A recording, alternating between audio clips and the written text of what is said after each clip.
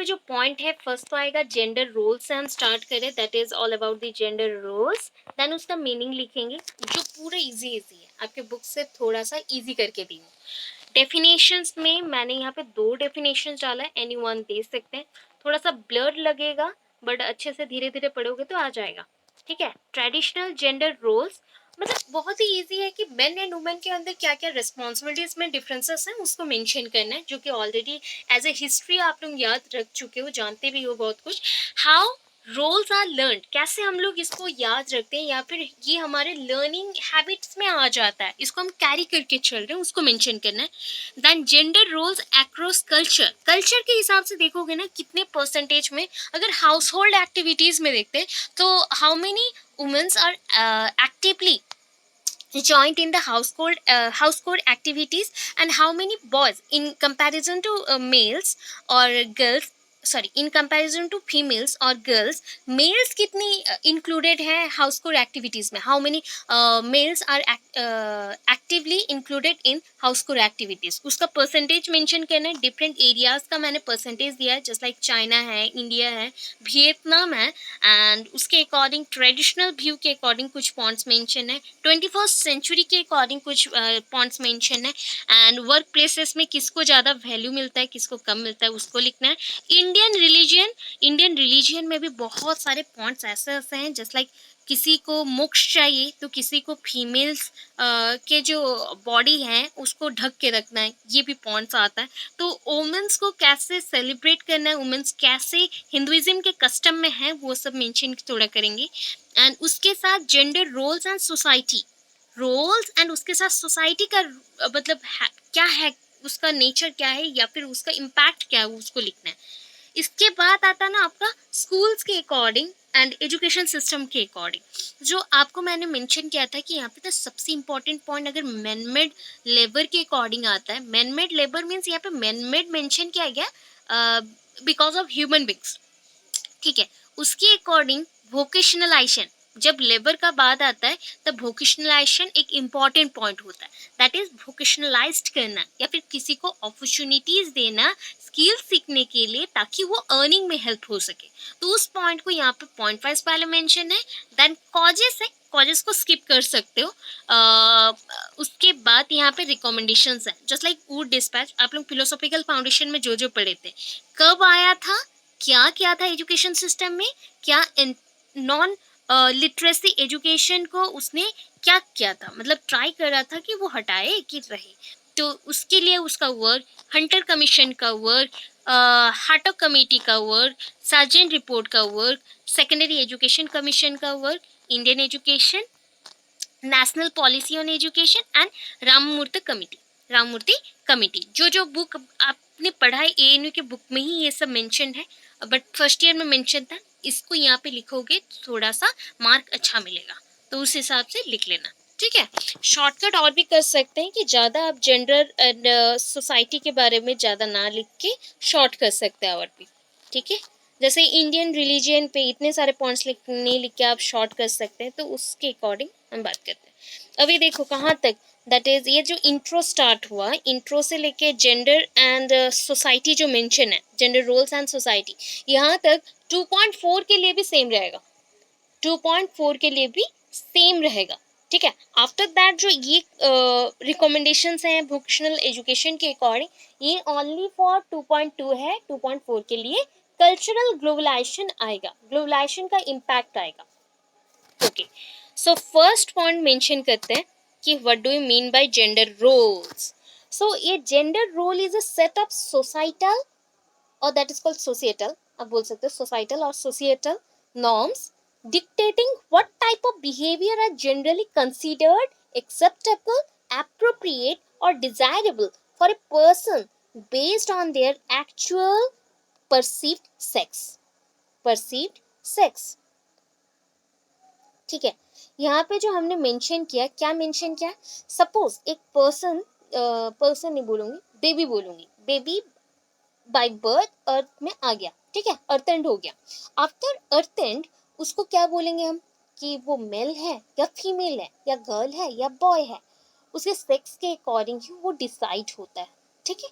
So according to their actual sex और perceived, perceived means receive करना, जो उसने रिसीव किया जो सेक्स को, उसके अकॉर्डिंग जनरली सोसाइटी क्या करता है, कुछ नॉर्म्स को सेट करता है, रूल सेट करता है। आइदर वो मेल है तो उसके लिए कुछ रोल्स अलग आएंगे, आइदर वो फीमेल है तो उसके लिए रोल्स कुछ अलग आएंगे। ये डिफरेंट डिफरेंट रोल्स जो है उसी को हम जेंडर रोल्स बोलते हैं। Gender doesn't mean sex but it depends on sex. ठीक है, जेंडर सेक्स नहीं होता, जेंडर बट सेक्स के ऊपर डिपेंड करता है कि जो सेक्स है उसके अकॉर्डिंग आपको जो रिस्पॉन्सिबिलिटीज मिलती हैं उसे हम जेंडर बोलते हैं। ठीक है, अभी मीनिंग देखते हैं। सो मीनिंग के according gender roles is varied sex to sex, ये वेरी करेगा। क्यों? ट्रांसजेंडर के लिए अलग सा रोल है, लेस्बियंस के लिए अलग आएगा, बाइसेक्सुअल्स के लिए अलग आएगा, और क्वेश्चनियर ग्रुप्स भी एक है जो खुद को टॉम बॉय लाइक थिंक करते हैं। टॉम बॉय लाइक होता है जो कि फीमेल है, अंदर से पूरा ही फीमेल है, बट वो लुक वाइज बॉय जैसा रहना पसंद करता है, या फिर एक्टिविटीज भी बॉय जैसा ही करता है। तो उसको बॉडी वाइज आप अगर देखो तो वो बॉडी पूरा कंप्लीटली फीमेल है, इवन इव उनका मेंस्ट्रुअल साइकिल भी होता है, सब कुछ होता है, फिर भी वो मेल जैसा रहना पसंद करता है, तो they are called tomboy. तो उनके अकॉर्डिंग भी उनका कैरेक्टर अलग हो गया, रेस्पॉन्सिबिलिटीज अलग अलग मिलेंगे। सो ये सेक्स टू सेक्स वेरी करता है। These roles are either biologically determined, और डिटरमाइन किया गया है, एंड सोशियली और सोशियली कंस्ट्रक्टेड। बायोलॉजिकली क्यों बोला गया? आपका जो सेक्स है ये डिसाइड कौन करता है? बायोलॉजी। हमारा जो सेक्स है, ये हमारा जो बॉडी है, इसको हम क्या बोलते हैं? लिविंग ऑर्गेनिज्म है। तो लिविंग ऑर्गेनिज्म में बॉडी में जो भी सेक्सेस आएंगे ये बायोलॉजिकली आता है, या फिर सोशियली कंस्ट्रक्ट होता है, मतलब सोसाइटी बनाता है, सोसाइटी इसको बिल्डअप करता है, तो सोशियली कंस्ट्रक्टेड है। And these are usually centered around opposite, or that is called opposing conceptual, or that is conceptions of masculinity and femininity। Femininity में डबल मतलब डबल एन आई आता है, मतलब देखो स्पेलिंग देख लो, फेमाइन हम बोलते हैं, फेमाइन कैरेक्टर और फेमिन कैरेक्टर, तो MININITY, ऐसा क्या है, FAMININITY, फेमिनिटी। ठीक है, ये जो फेमिनिटी कैरेक्टर है ये फीमेल्स के साथ असाइन करते हैं ये सोसाइटी। एंड मॉस्कुलाइन जो कैरेक्टर है दैट इज मॉस्कुलेचर, बॉडी मसल्स आएंगे, तो ये मसल्स रहता है मेल के साथ असाइंड होता है, बट ऐसा कुछ भी नहीं है। अकॉर्डिंग टू सेक्स ऐसा भी होता है कि फीमेल्स के बॉडी में मॉस्कुलाइन नेचर आ जाता है due to the hormonal issues. कभी कभी उनके मुस्टाच आ जाते, दाढ़ी मूछ आ जाते, निकल जाते स्किन में कभी कभी, या स्किन में बॉयज के जैसे रफनेस हो जाता है, या फिर बहुत ही ज़्यादा हार्मोनल इश्यूज हुए तो हो सकता है बालनेस का आ जाता है, जैसे कि बाल कम जाते, झड़ जाते, जैसे मेल्स को बहुत ज़्यादा प्रॉब्लम होता है उस अकॉर्डिंग हाइटेड हो जाते हैं बहुत। ऐसे भी फीमेल्स होते हैं बहुत ही हाइटेड हो जाते हैं, एंड ग्रोथ भी उनका अगर स्ट्रेचर देखा जाए, that is a skeleton part देखा जाए, तो बहुत ही बड़े होते हैं उनका।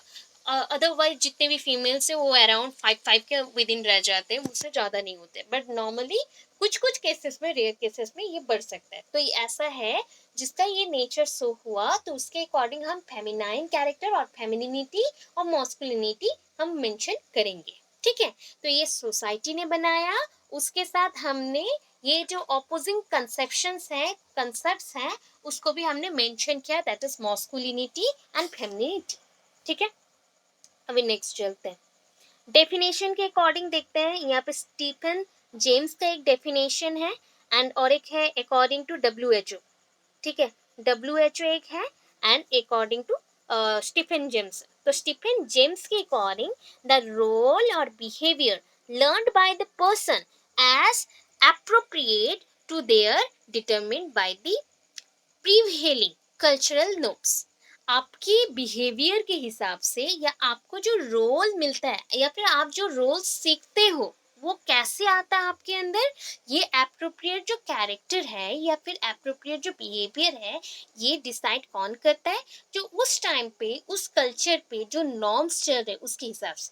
जैसे कि पहले के टाइम पे कल्चर में प्रॉब्लम बहुत कुछ था, जैसे फीमेल्स होते थे तो उनको बहुत ही ज़्यादा ढक ढुक के रहना है, this is just like covering up their bodies, not showing anyone their private parts और anything, just like mini skirt नहीं पहन सकते, या फिर जस्ट कुछ भी वैसे ही छोटे कपड़े नहीं पहन सकते, या फिर स्लीवलेस नहीं पहन सकते, कवर करके रखना पड़ता था, जो कि एंशियंट पीरियड में बहुत ज़्यादा ही था। तो ये ज़्यादा चीज़ जो था, क्यों था?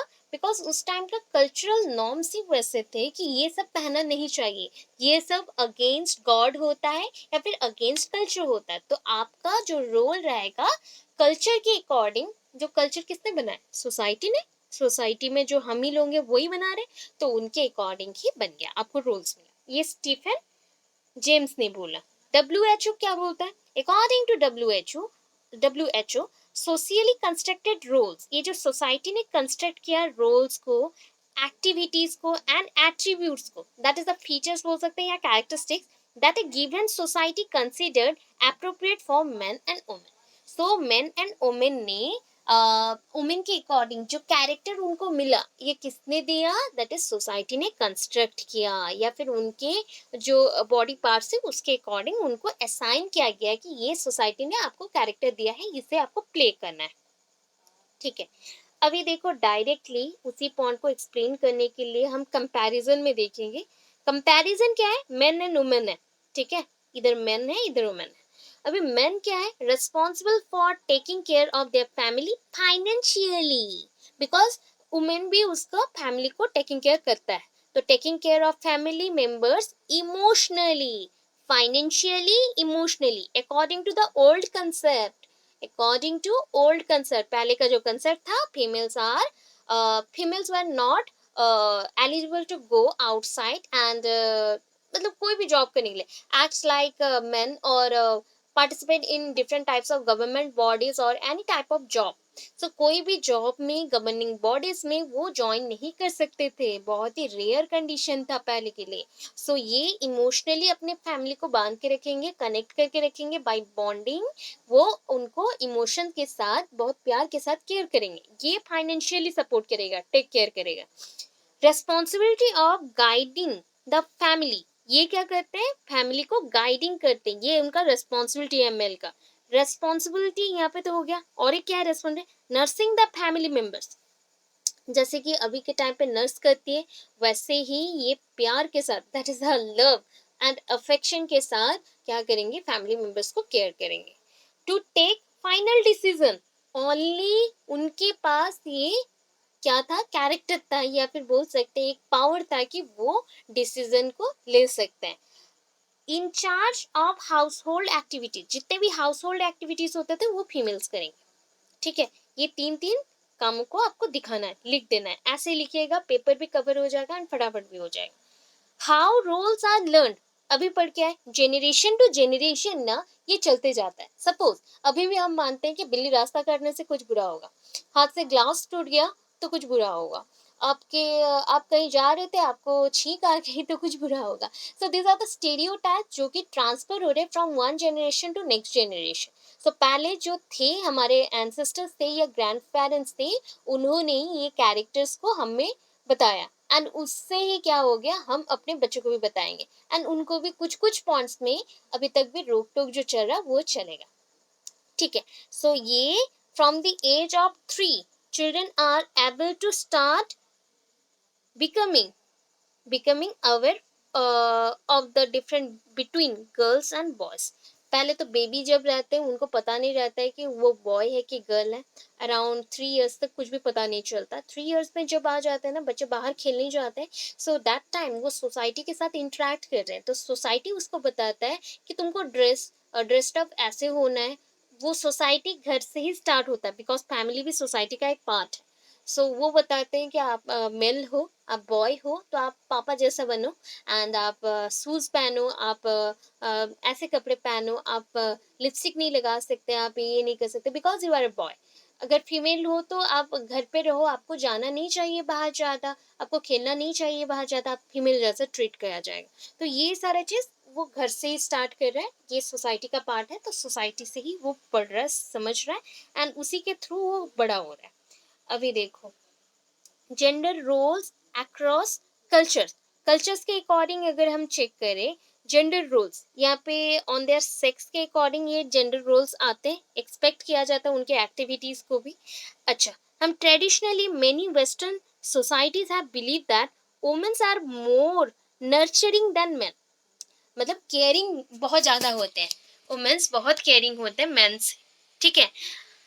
Women are not same with men regarding household activities globally। अगर देखा जाए और एक व्यू में बताया गया है कि हाउस होल्ड एक्टिविटीज में womens are not same with the man, ये सेम नहीं हो सकते। फॉर एग्जाम्पल्स मैंने बहुत सारे एग्जाम्पल्स दिया है, आप कोई एक दो एग्जाम्पल्स दो, अदरवाइज सारे एग्जाम्पल्स में ना पेजेस फिलअप हो जाएंगे। So on an average day, एक डे में 83% women's and 65% men spend times, sometimes mention as spend same time or some time doing household activities such as housework, cooking, lawn care and other household management in Vietnam। आप India का mention कर देना, तीन examples दी हूँ, जो easy लगे उसको आप रिमेंबर करके लिखना।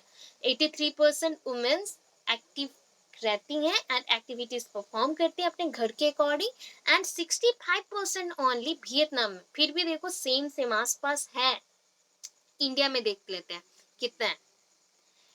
On an average day 40% men did houseworks with 88% women in India। ठीक है, क्या है उनको ना 40% मेन ओनली अपने काम को अपने से कर लेते हैं, बाकी 88% फीमेल्स काम करती है। 88% जितने भी फीमेल्स है, ऑलमोस्ट बोल सकते हैं कि 88% mean near about 90%, near about 90% females are engage due to their household activities, but only 40% means rare हो गया, बहुत ही कम लोग हो गए। सो ये चीज़ है।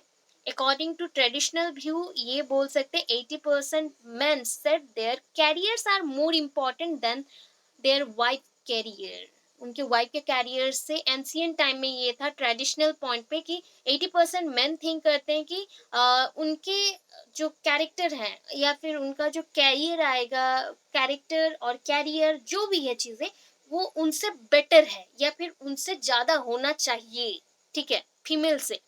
whereas 90% 95% women said they are only for nurturing, मतलब उन्होंने 95% लोगों ने बोला, फीमेल्स ने बोला था उस पीरियड में कि नहीं हम घर पे ही ठीक है, हम नर्चरिंग करेंगे, अपने फैमिली मेंबर्स को देख रेख करेंगे and doing all the house hold activities. ये पहले का टाइम था, इवन ये गांव में अभी तक चलता है, दैट इज रूरल एरियाज में अभी तक होता है। सो इन द वर्क प्लेसेस अगर देखते हैं अभी के अर्ली 21st सेंचुरी में, हम लोग तो जेंडर रोल्स को मानते हैं, जेंडर डिफ्रेंशिएशन को भी मानते हैं, उसके साथ इंपॉर्टेंट पर्सपेक्टिव्स ये है, मेनी केसेस और मिला है कि in work place men and women are often expected to perform different tasks। ऐसे बोला गया है कि डिफरेंट टास्क दिया जाता है, क्योंकि हम वुमेन है तो हमें डिफरेंट टास्क मिलेगा, मेन वो मेन है या मेल है तो उनको डिफरेंट टास्क मिलेगा। So on their sex, based on their sex, उसके सेक्स के according, just like in many corporation जो ऑर्गेनाइजेशंस रहते हैं offering parental leave benefits only to mother. तो ये ऑब्वियस होता है कि फीमेल्स को पेरेंटल लीव मिलता है बिकॉज प्रेगनेंसी पीरियड्स के लिए उनको मिलता है, and denying to father, father को नहीं मिलता है। तो इस चीज़ में वहाँ पे आ जाता है कन्फ्लिक्ट कि क्यों उनको मिलता है, बिकॉज और एक जॉब भी उनको करना पड़ रहा है, तो वो थिंक नहीं होता, बट ओनली जॉब के बेसिस पे ये चीज़ आ गया confusion. Even in position also women and men hold within corporation are open segregated by sex, मतलब उनको डिफरेंट डिफरेंट पोजीशन भी देता है। वुमेन्स को मेनली कौन से टाइप के देते हैं, जस्ट लाइक सेक्रेटरीज पोस्ट जो होता है उसको दिया जाता है, और मैन को अगर मिले तो मैनेजर और एग्जीक्यूटिव ऑफिसर्स का पोस्ट मिलता है। तो ये सारे डिफरेंसेस हैं अभी जो बहुत ही कम रहे, धीरे धीरे चेंज हो रहा है। अकॉर्डिंग टू इंडियन रिलीजन, ठीक है, इंडियन रिलीजन के अकॉर्डिंग देखो, Rig Veda states that most prominent avatars, जो अवतार्स है ना उसके अंदर Vishnu and traditional religious Jainism leaders are man. उन्होंने बोला ऋग वेदा के हिसाब से, क्योंकि उस टाइम पे तो वैदिक सिस्टम चल रहा था एंड फीमेल्स को कोई भी मतलब पढ़ाई उतना ज़्यादा नहीं होता था। सो गॉडेस के अंदर भी गॉड को ही ज़्यादा हम प्रेफर करते थे, गॉडेस को थोड़ा कम करते थे। तो विष्णु एंड जो जैनिज्म के जो तीर्थंकरस होते हैं, फिलोसफी में आप लोग पढ़े, वो लोग लीडर्स थे एंड उनको ही हम जानते हैं कि वो लोग भी मेल थे, फीमेल नहीं थे। बुद्धा स्टेट दैट, बुद्धा ने क्या बोला, men and women are equally capable of attaining that is nirvana. Nirvana है मोक्ष, मोक्ष प्राप्ति के लिए दोनों ही सेम है, इक्वल है। अच्छा, उसके बाद आया देवी सुक्त, हिम, दैट इज हम HYMN मेंशन है, उसको हिम ही पढ़ते हैं। और ऋग्वेदा मतलब एक कांड होता है, हेम और कांड, तो उसके हिसाब से मेंशन किया गया। इसको हम स्क्रिप्चर ऑफ हिंदुइज्म बोल सकते हैं, ये इससे ही हिंदुइज्म का बहुत सारे पॉइंट्स आया था। एंड उन्होंने बोला सबसे इम्पोर्टेंट ये जो पूरा अर्थ है ना, यूनिवर्स है, उसका अगर कोर पॉइंट को चलते हैं वो होता है फेमिनाइन एनर्जी, क्योंकि ये अर्थ फीमेल है, मेल नहीं है। तो उनका जो अंदर का एनर्जी है वो भी फेमिनाइन कैरेक्टर है। तो आप वहाँ पे ये सब बोल नहीं सकते कि ये मेल है कि फीमेल है, ये ओनली फीमेल है, फेमिनाइन कैरेक्टर है एंड फेमिनाइन पावर को कैरी करता है एंड ये सब कुछ कर सकता है, मुझसे मेंशन किया। Women are celebrated as powerful in some Devi Bhagavata Purana और देवी उपनिषद। सो देवी की उपासना में या देवी के जो भागवत में स्त्रोत है उसमें मेंशन किया गया देवी सबसे पावरफुल होते हैं। इन मिडवल इरा, जैसे कि हिंदू में हम देखते हैं कि उन्होंने देवी को बहुत सारे अवतार में दिखाया है और डिफरेंट वर्क्स में भी दिखाया है। जस्ट लाइक उनके पिक्चर्स को, फीमेल के पिक्चर्स को, राइट्स को, ड्यूटीज को उन्होंने बहुत अच्छे से एक्सप्लेन किया है। इन हिंदुइज्म जो हम मेंशन करते हैं goddess, goddess is viewed as central of Shakti. यहाँ पे मेंशन किया गया जो शक्ति का हम बोलते हैं ना ऊर्जा है, तो ऊर्जा के जो छोटे पॉइंट होंगे या केंद्र बिंदु होगा, that is a central point, वो कौन है, दैट इज फीमेल है या गॉडेस है। सो एंड शक्ति एंड शैव, सहने का भी अधिकार है आपके पास या फिर नेचर है आपके पास, और शक्ति का भी नेचर है आपके पास, दोनों गुण हैं, तो ये फीमेल ही है, ये मेल नहीं हो सकते। ब्राह्मणस एंड जेंडरलेस, जो ब्राह्मणस आर जेंडरलेस, यहाँ पे ब्राह्मण्स को हमने जेंडरलेस बोला है, इनका कोई जेंडर नहीं होता, ये ब्राह्मण्स होते हैं ओनली। इनको मेल ब्राह्मण फीमेल ब्राह्मण कुछ नहीं बोला जाता, ये ब्राह्मण होते हैं जो ब्राह्मण धर्म को ग्रहण करते हैं और उसके ऊपर पढ़ाई करते हैं, उनके ऊपर बहुत विद्या अर्जन करते हैं, उनको हम ब्राह्मण बोलेंगे, उसमें मेल फीमेल नहीं देखा जाता। सम गॉड्स आर एंड्रोगाइनस, ऐसे ही बोला गया कि कुछ भगवान मतलब एंड्रोगाइनस होता है कि अर्ध नर नारी, ठीक है, अर्ध नर नारीश्वर, जैसे कि आपको पता है शिव जी, ठीक है, शिव जी में भी अर्ध नारी नरेश्वर है, दैट इज अर्ध वो नर है मतलब पुरुष है, अर्ध स्त्री है। वैसे विष्णु का भी अवतार में उन्होंने दोनों रूप को दिखाया था, मोहिनी अवतार जो था और उनका विष्णु है, कल की अवतार है, बहुत कुछ था, तो उस हिसाब से ये पॉइंट्स आए। इतना तो क्लियर है, यस और नो, होगा यहाँ तक क्लियर है। यहाँ पे जेंडर रोल्स एंड सोसाइटी है, सो सेम पॉइंट्स हैं जो स्टार्टिंग में लिखे थे वही पॉइंट्स है, तो मैं फार नहीं बता रही हूँ कि ओनली इतना जानना है कि बायोलॉजिकल डिविजन्स मतलब हम बायोलॉजिकली सेपरेटेड है on the basis of sex, ठीक है, सेक्स के अकॉर्डिंग, एंड ये डिसाइड करता है कि जेंडर आपका क्या होगा, उसके अकॉर्डिंग रोल्स क्या होंगे, कौन से राइट्स आपको मिलेंगे, कौन से नहीं मिलेंगे। अभी ये वोकेशनल पॉइंट्स में, दैट इज वोकेशनलाइजेशन, मतलब आपको जॉब चाहिए ना, तो उसके अकॉर्डिंग स्कूल्स होना चाहिए, पढ़ाई होना चाहिए, तो उसके हिसाब से यहाँ पे मेंशन किया गया। ग्लोबलाइजेशन एंड मॉडर्नाइजेशन इसका इम्पॉर्टेंट पॉइंट है, बिकॉज इसी के थ्रू इंसान और भी ज़्यादा ग्रो करेगा, ग्लोबलाइज्ड होगा, मॉडर्नाइज्ड होगा। Universal access of vocational education and secondary level, secondary level में अगर वोकेशनलाइजेशन होगा मतलब स्किल्स एंड अपॉर्चुनिटीज दिए जाएंगे, बच्चों को सिखाए जाएंगे कि इसको अगर करोगे ये अर्निंग मिलेगा, देन हेल्पफुल होगा। टू प्रोवाइड एम्प्लॉयमेंट, लोगों को एम्प्लॉयमेंट मिलेगा, जॉब मिलेगा। रेस्पेक्ट फॉर लेबर, आपको रेस्पेक्ट आपके जेंडर के बेसिस पे नहीं, आपके लेबर के अकॉर्डिंग मिलेगा। रूरल डेवलपमेंट, गांव में ज़्यादा ये सब प्रॉब्लम होता है तो वहाँ पे डेवलपमेंट होगा। सोशल अवेलेबिलिटी, सोसाइटी में आपका एक आइडेंटिटी होगा, आप अवेलेबल हो, आपके बातों को भी सब सुनेंगे क्योंकि आप फीमेल हो, आपको कोई रिजेक्ट नहीं करेगा। Enhancement of social opportunities, society में जो अपॉर्चुनिटीज है आपके लिए भी सेम होगा एंड बढ़ेगा और भी। ये कॉजेस जो है, कॉजेस मत लिखना बिकॉज आपके बुक के अकॉर्डिंग कॉजेस नहीं चाहिए, डायरेक्टली ये जो पॉइंट्स है उसको लिखना है। जैसे कि वुड डिस्पैच, वुड डिस्पैच कब आया था, ओनली पॉइंट वाइज है, स्टेटमेंट हमने नहीं बनाया। वुड डिस्पैच 1854 को आया, 1854। ऑलरेडी आप लोग फिलोसॉफिकल फाउंडेशन में पढ़े हो।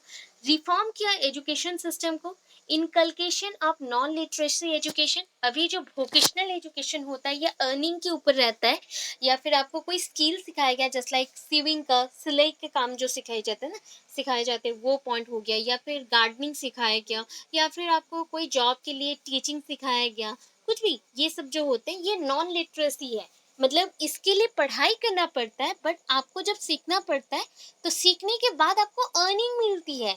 ऐसा नहीं है कि सीख लिया तो ये पढ़ाई जैसा एग्जाम दे दिया खत्म, इससे आपको अर्निंग मिलती है। तो ये नॉन लिटरेसी एजुकेशन है, लिटरेसी नहीं है।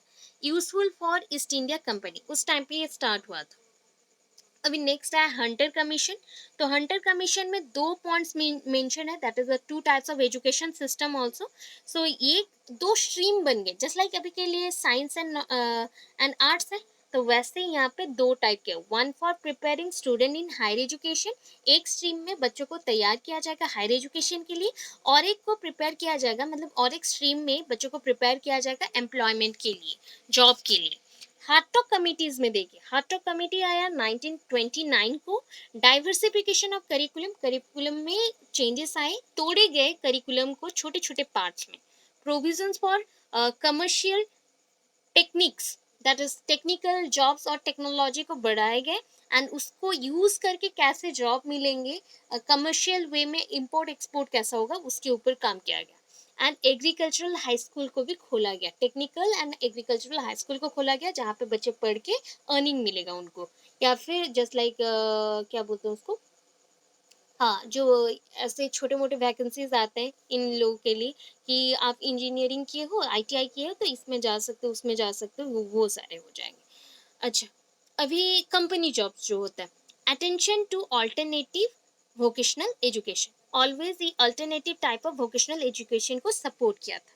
सार्जेंट जो प्लान था उनका 1944 में आया, एंड उन्होंने क्या किया, रिकॉग्नाइशन, दैट इज रिकॉग्नाइशन भी किया एंड रीऑर्गेनाइजेशन भी किया। अभी रिकॉग्नाइजेशन कौन से पॉइंट को किया, हाई स्कूल, उस टाइम पे हाई स्कूल कैसा था पहले उसको देखा, उसके बाद रीऑर्गेनाइज्ड किया कि नहीं इस टाइप का नहीं चाहिए, इस टाइप का चाहिए, जहाँ पे हाई स्कूल में दो चीज़ें होंगी, एक एकेडमिक सेशन में हम लिटरेसी पॉइंट्स को पढ़ेंगे जैसे कि सब्जेक्ट बेसिस, टेक्निकल में हम वोकेशनल होंगे जहाँ पे हमें अर्निंग मिलेगा। इनकलकेशन और introduction of the industrial institution को ओपन किया जाएगा, and provisions for paramedical and agricultural points. इसमें से कुछ पॉइंट्स को स्किप कर सकते हो, स्पेशली सेकेंडरी एजुकेशन को लिखना है, जो आपको हार्टॉक कमिटी है उसको लिखना है, एंड स्टार्टिंग में वुड डिस्पैच है उसको लिखना है, ठीक है। सेकेंडरी एजुकेशन में क्या हो गया, वो कब आया, 1952 टू 53 में आ गया। रिकमेंडेशन ये किसके थ्रू आया था, UVC, and increase the time period of secondary education, secondary education का टाइम पीरियड बढ़ाया गया बिकॉज ऑफ वोकेशनल एजुकेशन, क्योंकि हमने वोकेशनल एजुकेशन के लिए स्कूल्स खोल दिया, उसको ऐड कर दिया, तो उसको सीखने के लिए भी 1-2 साल ऐड किया गया 10th के साथ, ठीक है। इंडियन एजुकेशन कब आया, 1964 टू 66, 44 का खत्म हो गया सार्जेंट रिपोर्ट में, ये 64 टू 66 कोठारी कमीशन के through. Make education free, compulsory education को फ्री बनाया गया। ये नेशनल पैटर्न में एजुकेशन चला, that is called 10+2+3 system, and उसके बाद वर्क एक्सपीरियंस को थोड़ा सा हमने इंपॉर्टेंस दिया, वोकेशनल एजुकेशन को +2 लेवल में रखा कि उसके थ्रू बच्चों को अर्निंग वहाँ पे मिलेगा। National policy on education 1986 and 1992, that is a systematic well planned upliftment educational programme, जिसके थ्रू एजुकेशन प्रोग्राम को अपलिफ्टमेंट हो गया। फॉर्मेशन ऑफ वर्किंग ग्रुप्स, हम बच्चों को वोकेशनलाइज करके वर्किंग ग्रुप्स बना रहे हैं, and increment of the vocational education, vocational education को बढ़ाया गया बिकॉज 1995 में vocational education only total population के 10% थे, अभी 2000 तक ये आ गया 25%। Next last one is Ramamurti committee, तो ये 1990 को आया। Remove the difference between dichotomous education, dichotomous में gender education and vocational education में जो डिफरेंसेस है उसके ऊपर बहुत सारा उस टाइम में ना झगड़ा लग गया था, तो उस चीज़ को सॉल्व किया गया एंड पढ़ाया गया। Provide respect to dignity of labour, आपके लेबर को हम रेस्पेक्ट देंगे, ये चीज़ सिखाया गया। वोकेशनल एजुकेशन टू ऑल, सबके लिए एजुकेशन है, बताया गया। इतना पॉइंट्स है। पहले तो ये चीज़ हो गया, यहाँ तक कंप्लीट हुआ फर्स्ट क्वेश्चन के लिए। 2.2 के लिए अगर 2.4 आता है